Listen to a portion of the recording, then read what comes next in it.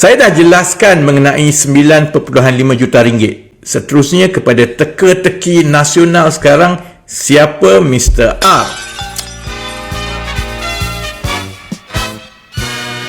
Assalamualaikum. Salam sejahtera. Dengar pula apa kata Rafizi dalam menjawab apa yang diperkatakan oleh Ramanan ini. Menjawab Ramanan, siapa Mr. R? Ahli Parlimen PKR yang mana dituduh terima rasuah 9.5 juta ringgit dan juga Rafizi menteri yang terpaling gagal. Petang tadi, Naib Presiden PKR dan Ahli Parlimen Sungai Buloh R. Ramanan telah memanggil satu sidang media.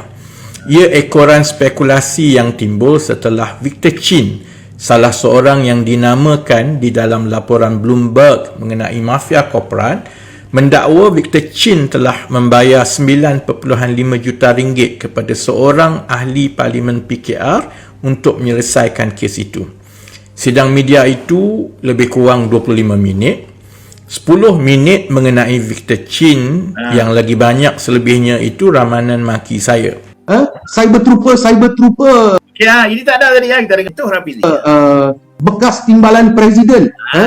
Serang saya ibarat macam saya yang buat kesalahan ni.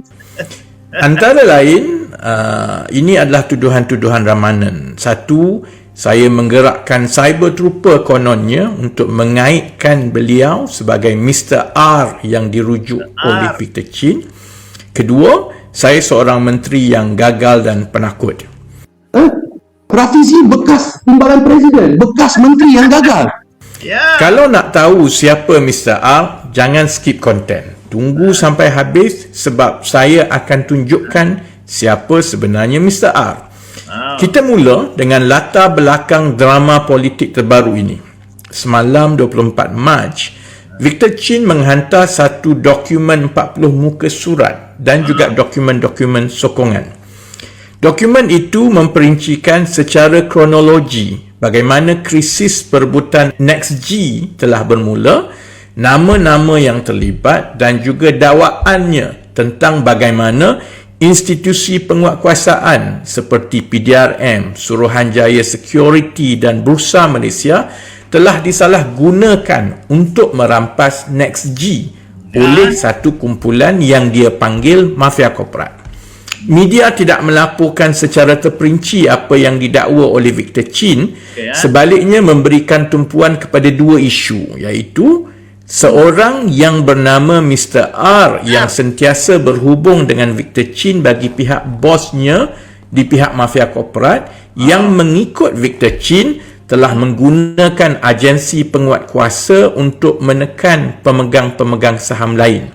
Yang kedua, bahawa Victor Chin telah membayar 9.5 juta ringgit kepada seorang ahli Parlimen PKR dalam bulan Oktober 25 kerana ahli Parlimen itu berjanji boleh kau tim dan selesaikan masalahnya yang ditekan agensi penguatkuasa, termasuklah akaun-akaun bank dan juga akaun saham yang dibekukan. Walau bagaimanapun, oleh kerana netizen tak ada akses kepada dokumen 40 muka surat itu. Itulah, okey. Saya cuba cari juga pendedahan 40 muka surat oleh Victor Chin yang mengaitkan Mr. R apa semua 95 juta. Ramai yang terkeliru bahawa Mr. R itulah ahli Parlimen PKR yang didakwa telah menerima rasuah dari Victor Chin. Ada beberapa orang ahli Parlimen PKR yang namanya bermula dengan R. Saya sendiri, Rafizi R, Roziah Ismail, seorang lagi ahli Parlimen Segamat R. Yunis Warren dan sudah tentu Ramanan sendiri. Saya dan YB Roziah hanya tweet secara berseluruh yang R itu bukan kami. Ramanan sebaliknya memanggil sidang media terus dan kita lihat sendirilah emosinya dalam sidang media tadi. Semua perkataan keluar. Syaitan ada, fail ada, coward ada, Eskimo pun keluar. Wow. Padahal Mr. R tidak pun merujuk kepada mana-mana ahli parlimen PKR kerana ia dua perkara yang berbeza. Saya boleh namakan terus siapa Mr. R berdasarkan maklumat yang didakwa oleh Victor Chin, tapi tunggu di hujung video. Sebab bagi saya, isu yang sama besar ialah dakwaan Victor Chin membayar 9.5 juta ringgit kepada seorang ahli parlimen PKR. Bila ia telah dilaporkan, netizen akan berteka-teka. Ya. Sebab itu saya dan YB Roziah awal-awal lagi telah menafikannya. Tetapi netizen pun pandai buat siasatan sendiri ala-ala CSI. Untuk Victor Chin yakin sehingga sanggup bayar 9.5 juta untuk menyelesaikan masalah mafia korporat ini dan Kautim kepada seorang ahli parlimen itu, maka ahli parlimen PKR itu mestilah mempunyai ciri-ciri berikut. Pertama, dia seorang yang kanan dalam PKR dan mempunyai pengaruh yang besar.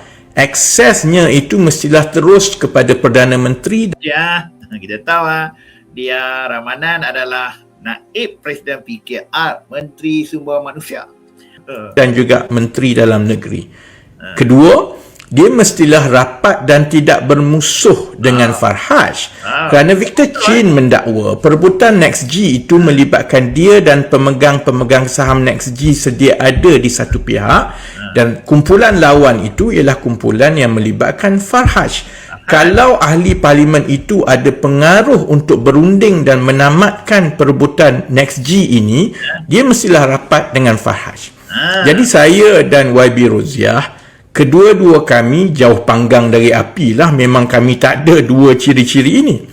Dalam PKR, semua orang boleh bersetuju yang ada ciri-ciri itu dari kalangan ahli parlimen. Sudah tentu Ramanan. Tambah pula Ramanan pernah ada kes di Mahkamah Tinggi dalam tahun 2015 dahulu, yang dia diarahkan untuk bayar balik 5.5 juta ringgit lah, saya ingat, kepada seorang pakar sakit jiwa, sebab sebelum itu dia janji boleh Kautim dengan Mindef untuk dapat bayaran daripada kerajaan. Kes memang tak serupa, tapi reputasi Kautim itu telah lekat dengan setengah netizen. Jadi terpulanglah kepada Ramanan dan PKR. Kalau dia masih mahu memaki hamun saya, kononnya saya yang mengaitkan beliau dengan dakwaan Victor Chin itu, sebab sebenarnya dialah yang perlu meyakinkan netizen dan rakyat bahawa di sebalik rekod mahkamah yang dia ada dan kerjaya politiknya yang dibina dengan cepat disebabkan rapatnya dia dengan Perdana Menteri dan Farhaj, dia bukan ahli parlimen yang didakwa terima 9.5 juta dari Victor Chin. Jadi siapa sebenarnya yang menerima rasuah dari kalangan ahli parlimen PKR ini?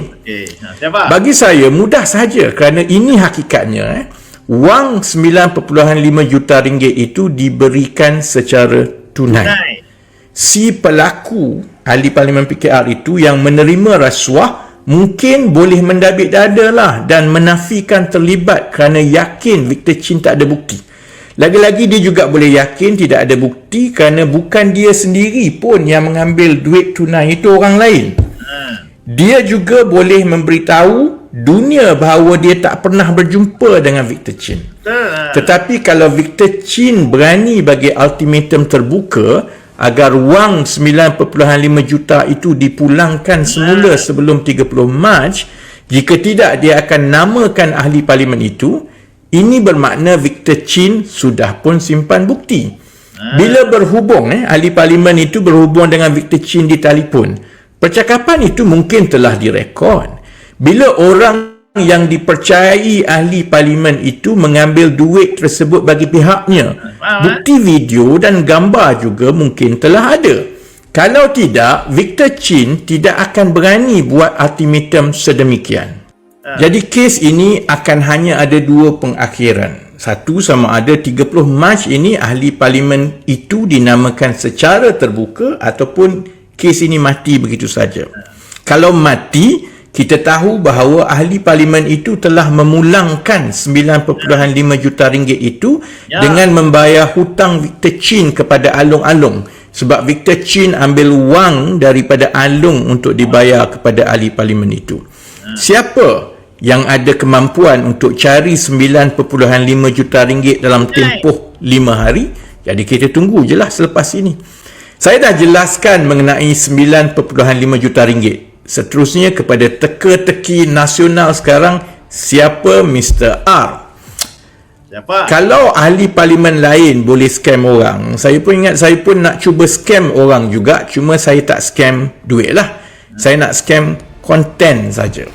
Esok saya akan dedahkan siapa Mr. R, sebab sekarang ini saya masih lagi dalam mood raya, jadi saya kena balik beraya sekejap. Tadi Ramanan, yang ini Rapili balas. Kita tunggu pula. Besok saya percaya akan ada hujah balas oleh Ramanan terhadap kenyataan Rapili ni. Parahlah. Olahan yang cuba dibawa oleh Rapili ini mengaitkan Mr. R ni dengan Ramanan.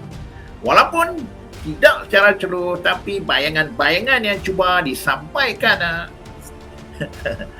saya percaya akan berlaku pertemuan besar selepas ini oleh Ramanan. Kemungkinan beliau akan mengambil tindakan saman terhadap Rafili.